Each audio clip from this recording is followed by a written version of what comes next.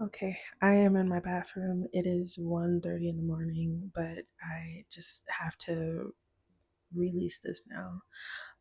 So I was reading, I got a unction in my spirit to just read what a direct Hebrew translation of Genesis says. So I go to that, I go to Genesis, and it says, you will have to look it up. It's very easy to find on the internet, but it talks about how basically like the translation is very different from what the King James version of the Bible actually says.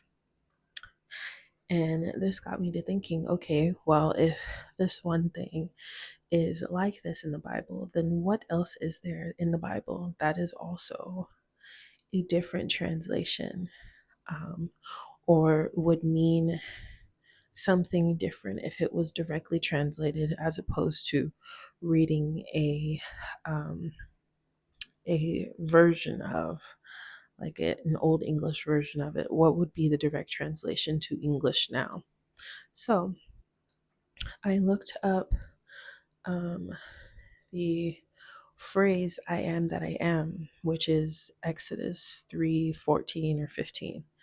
Um, and I looked it up because that the names of God has always been a very important thing to me, because I know that he makes a strong emphasis on respecting and revering and giving honor to his name.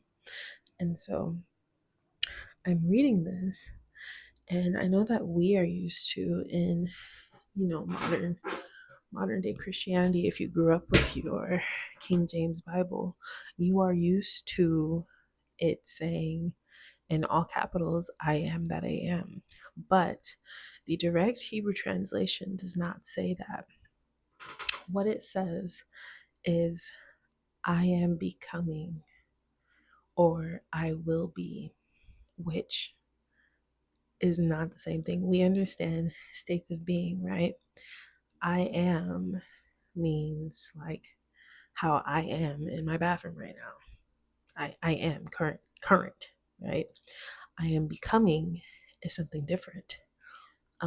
And as I was pondering on that and thinking about that and meditating on that, um, it occurred to me that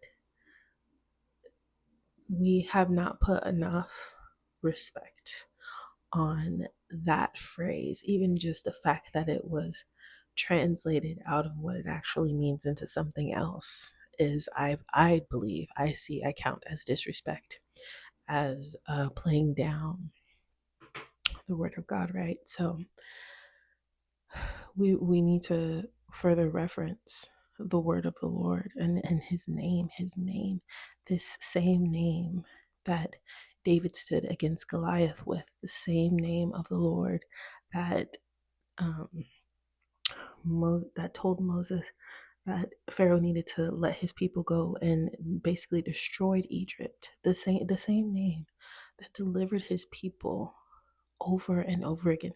The same name that came and dwelt among us. Emmanuel came, God with us. Emmanuel came and dwelt among us. We need to put more reverence on his name, on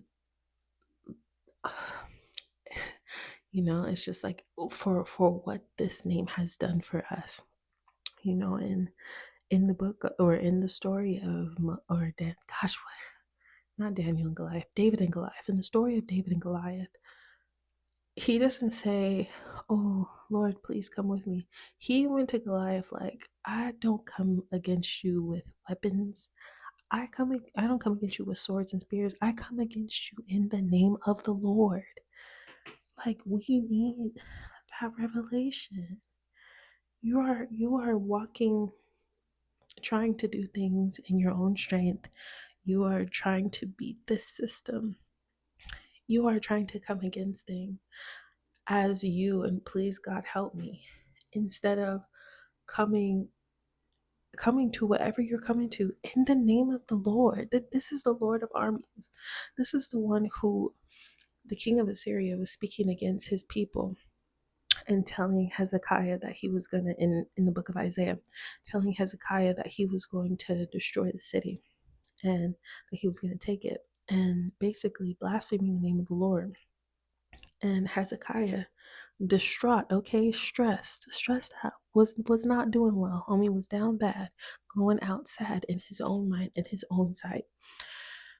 So he sent his people, his kingdom people or whatever, the workers, to go talk to Isaiah, like, yo, bro, we're scared. Can you please talk to God for us? And they're all in sackcloth, just looking as miserable as they possibly can, being repentant, justifiably so, because they're scared. And Isaiah tells them, like, tell them, tell, I don't know why I'm like this. He's like, tell Hezekiah it's all good, basically. Like, God's got this. You ain't got to worry about this. So they go back and tell Hezekiah that. Sometime later, king of Assyria comes back, still talking big crap, big mess, right? Had a whole lot to say, right? Had a whole lot to say.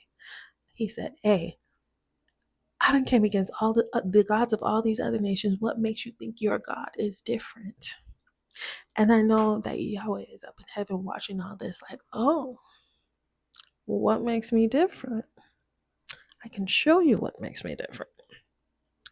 And so those people, those soldiers that were under the king of Assyria, 180 something thousand of them died, woke up dead, meaning they didn't wake up, woke up dead in the name of the Lord. Like, we really have to understand the gravity of what that means for us as children of God, and stop playing with him and stop playing with his name. And that's on period. That's all that I had to say. I'm trying to go to sleep now.